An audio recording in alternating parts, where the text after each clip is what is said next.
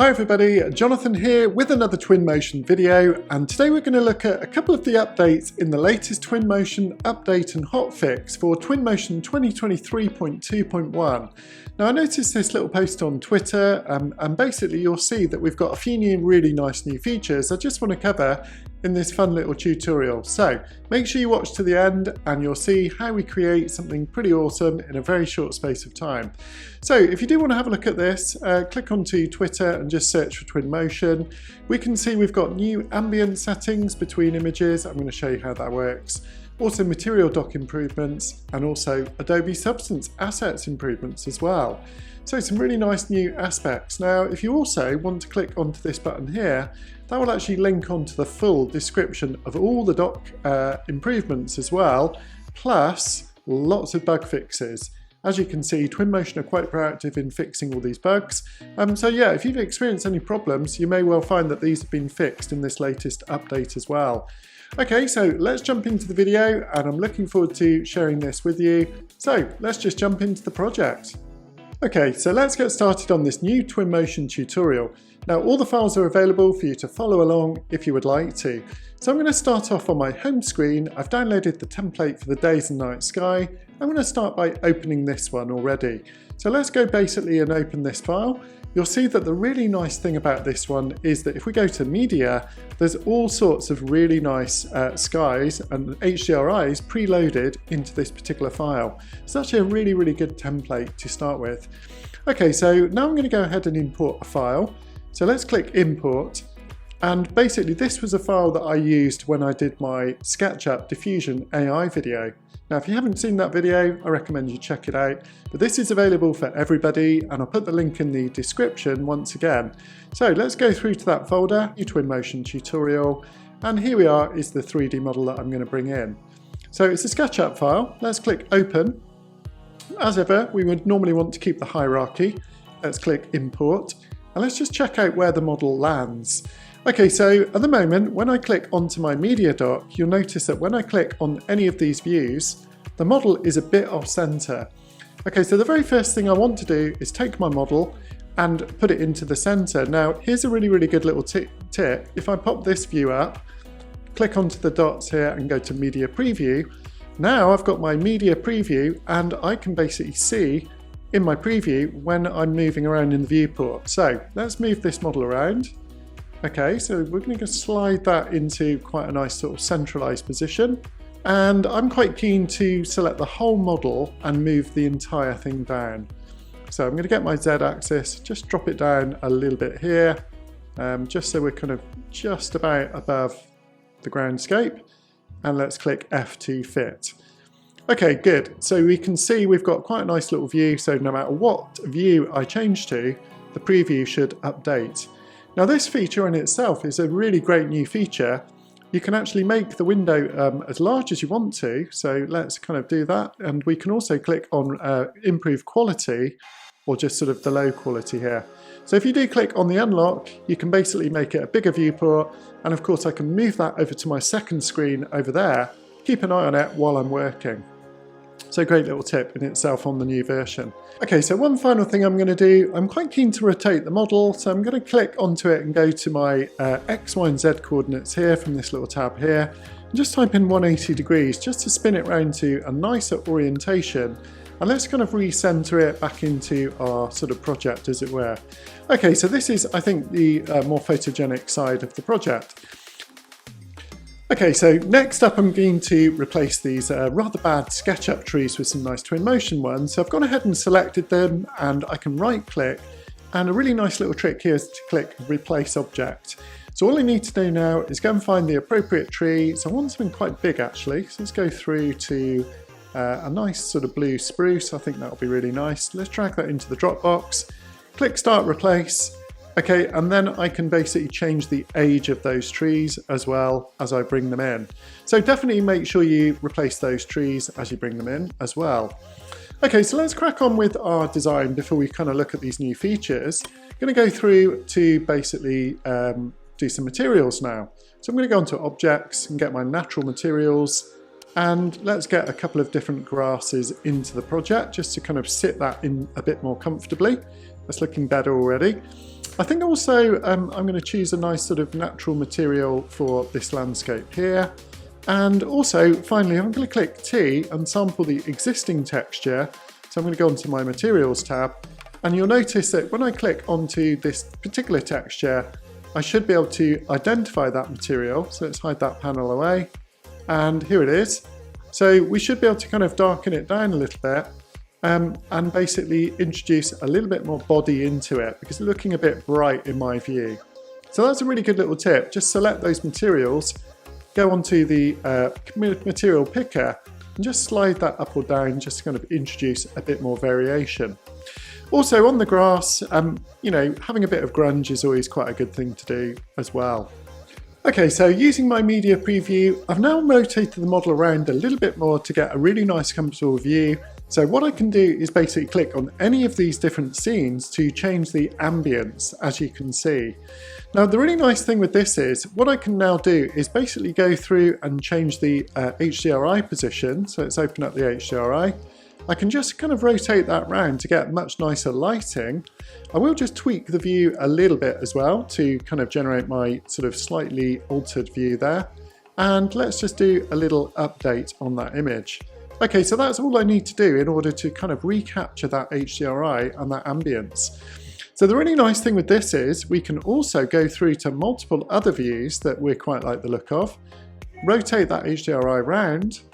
Okay, and now you'll notice that I can basically copy the ambience of that view, go back to the other view, and when I'm ready I can actually paste in the ambience from the other view. So if you've got some different views, different sort of camera positions that you've set up, let's say I go through to totally different camera position and set that up and click update on that image. What I might decide is I want to try a totally different form of lighting. Let's try this one. Okay, that looks really cool. I think we'll go for something a little bit lighter. And when I'm ready, I can just click, copy the ambience from that one, go to that completely different view and paste in the ambience, as you can see. So I hope you'll agree this is a really, really nice new feature. Once you've refined your lighting and got everything sorted, you can just simply copy it from one image to the other views very rapidly. Previously, the trick that I used to do was to duplicate the image, and basically then I'd have to go around and sort of choose different camera positions and basically click update to generate those. Okay, so just going back to the original blog post that I saw, if you do click on the release notes here, you'll see basically more details about the update. And here we can see the copy and pasting of ambience between not just images, but also panoramas and videos as well. So that's a really cool feature. I also just want to touch on this one, materials dock improvements. This is actually really, really nice. So let's go back to Twinmotion. So let's go and search for some new materials. Okay, so I'm looking to explore some different types of materials for my project. And basically you'll notice now I can actually drag these either into the model to replace them. So if I do want to, I can kind of drag them directly into the model. Okay, and you'll notice what that did, it replaced it on the model there. Okay, the other thing that I can also do though is just drag them into the dock. So if I just want to kind of like start to get my materials ready to be used, this is actually really quite nice because I can go through looking at sort of different materials that I might consider using. Let's go for some metals. Maybe I want to try out some sort of metal cladding, but I don't actually want to use them right now. Okay, so that's really cool. And when I'm actually ready, I can now begin to apply those various materials that I've pre-selected. Now this can save quite a lot of time because it's like you can build a palette of materials by pre-selecting them and just loading them into your dock. Potentially you could also save a template of your own type with your favourite materials loaded into that file as well. So now you can just sort of use those on demand when you're ready. So I think that's a really, really cool improvement. Okay, so let's do a little bit more on this project here. So I'm quite keen to replace these people. So these were SketchUp people, so let's delete these guys here. I could replace them of course, but I'm going to delete them. Okay, so let's go back to our library, let's go to characters and go to some posed people. Now, if you're like me, the posed people are the ones to use for still images, of course. And let's just pop a few of those in, for facing the other way. So very, very good high quality assets, these ones. And the nice thing about these is, you know, you can basically pose them as you would like, you know, in different orientations, but of course they're not animated. If you really need the animated characters, go on to the animated humans. And the benefit of these ones, of course, is that you can basically pose them in different ways. So by clicking onto the different icons here, you can basically do all sorts of different things. And, you know, as ever, there's even more variety of things coming on all the time with these.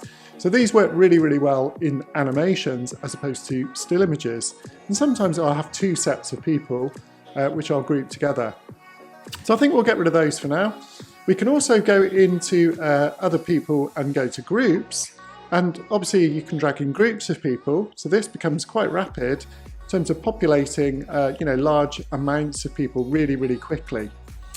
Okay, fantastic. So let's avoid those people. Let's put them all in a folder by going to new container, and let's call this people. And just for a second, I can disable that view. So I'm keen to basically go through and update this little view here and do a bit more work on this with my new materials. So I'm going to go back to the materials tab, and I'm going to go over to the library and go to Adobe Substance. These materials are pretty mind-blowing. Basically, we can drag those into the dock, as I've just shown you a moment ago. And then once we're ready, we can drag those onto our model.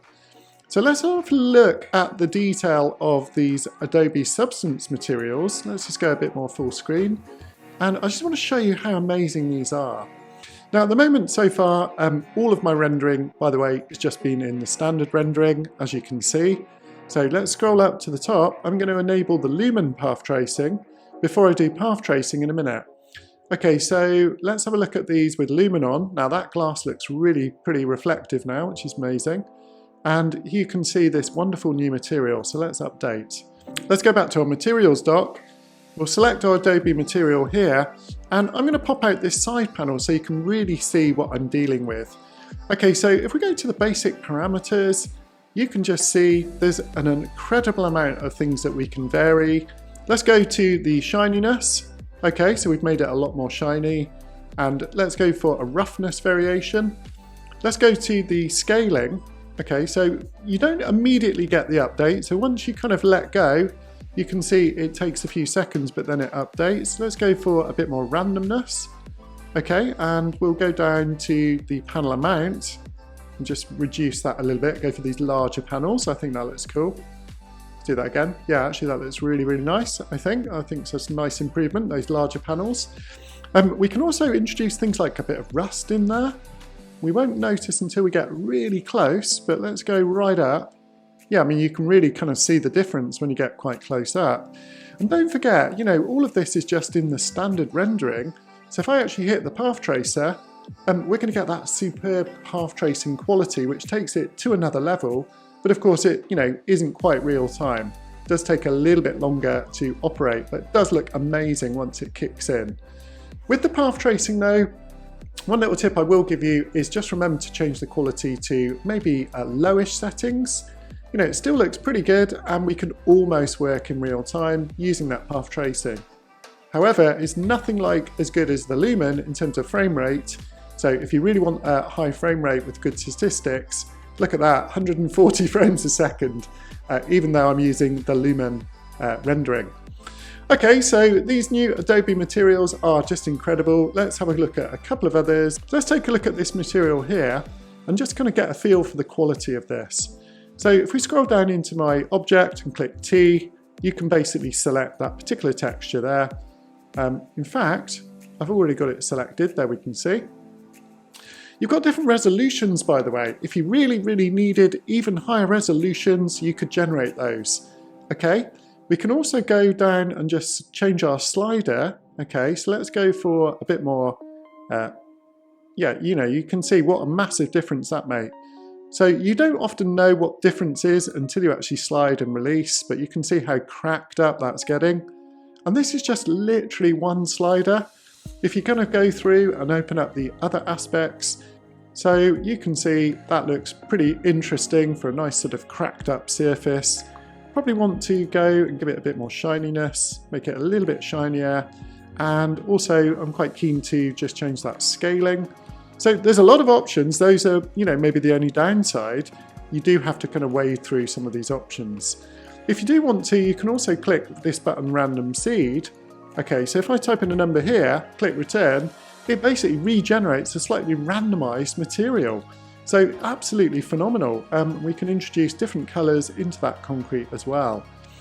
So the thing about the Adobe materials is you've really just got to sort of try them out and see where you get to. But all I know is, you know, the quality of these is unbelievable. Okay, so I've done a bit of work on these materials. I'm really keen to kind of set the project in a much nicer context now. So I'm going to set my group of people here. Sometimes they can be a bit tricky to select, so if you double click, that helps. Let's bring them across and set them over there like they're having a party. Okay, so we're going to go to the Populate tab. I'm going to go to Foliage and Foliage Paint, one of my favorite tools.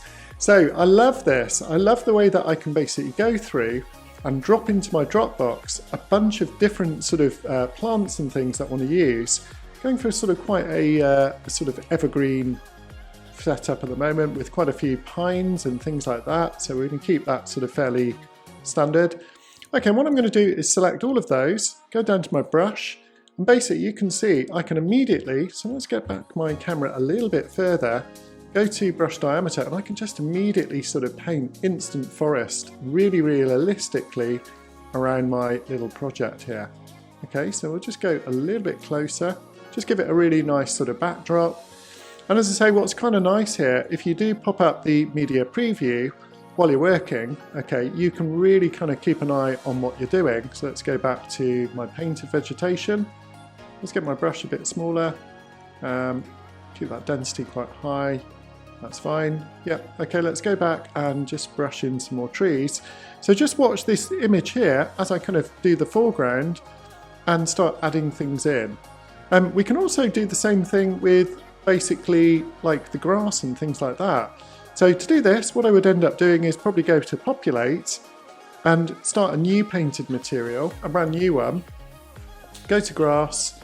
Let's drag a couple of these items of grass in, so some fairly wild grass, a bit of dry grass, and maybe some tall grass. Let's select these two. Okay, now I'm going to go down sort of quite eye levelly, okay, for my view. Now watch the preview here while I get into my painting zone. So let's get my brush, let's get my diameter quite small, here we go.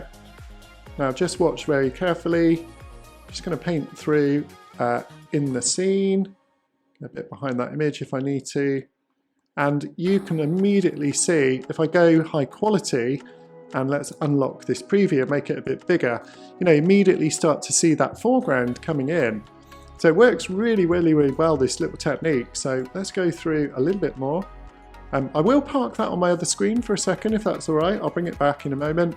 Let's get my brush size down so I can really kind of glance over there, see what's happening on that other screen while we're doing this, just to kind of like set that context in. Okay, it's looking much better. I want to do a bit of rubbing out actually, so let's just rub out a nice little kind of path to the building here. Okay, so that's looking good. And when I'm ready, I can bring back my preview. Fantastic, what a fantastic new tool that is. So, you know, we've immediately kind of set our project into context now. And if I kind of click back onto these images, any of them basically will see, you know, what a difference this has made in terms of sort of the aspect with my HDRI. So I hope you agree. The image has sort of come on in record time at all. You know, I can literally click on any of these items now and just sort of carry on painting. As I say, glancing over to my other screen, I can really clearly see this preview. Let me see if I can just show you again. So I'd like to be, you know, here's a good use of this preview. Let me just park it down here for you. Watch this. I'm going to go back to my library. I'm going to go and place a specific tree. I want something in the foreground. Okay, so I'm going to go through, let's see if I can choose the right kind of tree. Let's go for this nice cedar.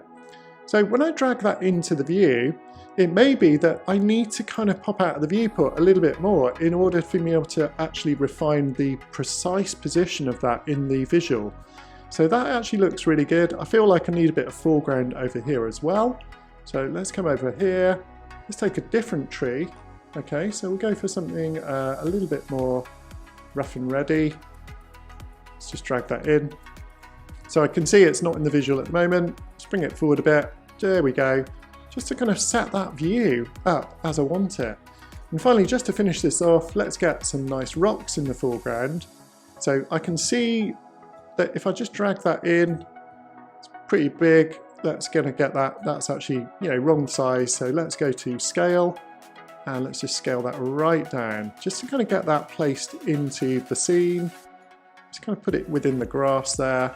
In fact, I think what I'll do is just drag in some sort of like slightly more low rocks into the scene.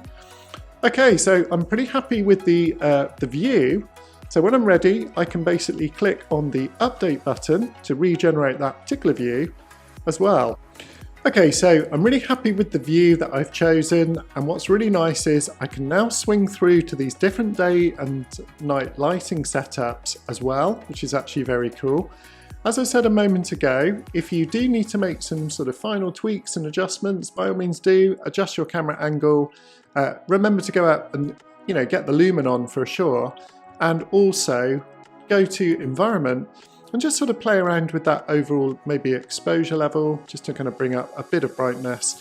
I also really like the local exposure. I would definitely recommend that to you, just to kind of boost up the shadows, and the highlight reduction is also extremely useful as well. So that's looking good. It's looking a bit bright. So let's reduce those highlights. Let's go back to my exposure level. Let's take that down a tad. Okay, that's looking interesting. That's looking good. And of course, the final thing is go to your HDRI and basically rotate that round until you get that lighting that you're actually looking for. And all of this in real time, you can see very easy to adjust. Now, if I get that right, I'm happy. I can click save to refresh the image. Now I can go back to a totally different view, and let's basically copy the ambience, okay? I've got a feeling I've got a totally different view over here, and what I can do is paste in the ambience from that view that I had over there. So you can see I've matched the lighting, but obviously the view is completely different. So let's just set that up as a different view again. That looks really interesting, I think. That's quite a nice little view. In fact, I'll probably go up a bit higher this time. Just look at it, a bit more of an aerial view. Okay, let's go plus. I'm going to drag this image right to the front. I quite like to have my images at the top here. I wouldn't mind if Twinmotion made it so you could slide this up and have another row, but I understand why they haven't done that. I'm going to go through to a totally different ambience here. Okay, and let's just adjust. Okay, so we're going to go for a very different sort of setup here. Just sort of adjust a bit more of a kind of nighttime environment. Let's just tweak that view. Okay, that looks interesting. So we'll do a little update here. And all I need to do then, if I do want to apply that to this view, let me show you how cool this is. I can basically just duplicate the view, duplicate. Let's just drag that one up to be parked side by side. Okay, and now basically I can go to the view that I was just working with. Again, I'll reorder them. Copy the ambience, copy, go to the second view and just paste in that ambience there. Well everybody, I do hope you've enjoyed this quick tutorial on the new features of the updated Twinmotion. I really just wanted to focus on the ability for you to kind of drag those materials into the dock. Also the ability to use Adobe Substance materials better, and as well as a few other little tips along the way. Certainly been fun to make, and I would definitely encourage you, if you haven't tried Twinmotion, the latest one, you should really get into this software. It's just mind-blowing. Now with things like these Adobe Substance materials in real time, I mean, just look at the level of quality of that material as you move around. It really is simply mind-blowing. Thanks ever so much for watching everybody. I look forward to seeing you in the next video. Take care, bye bye.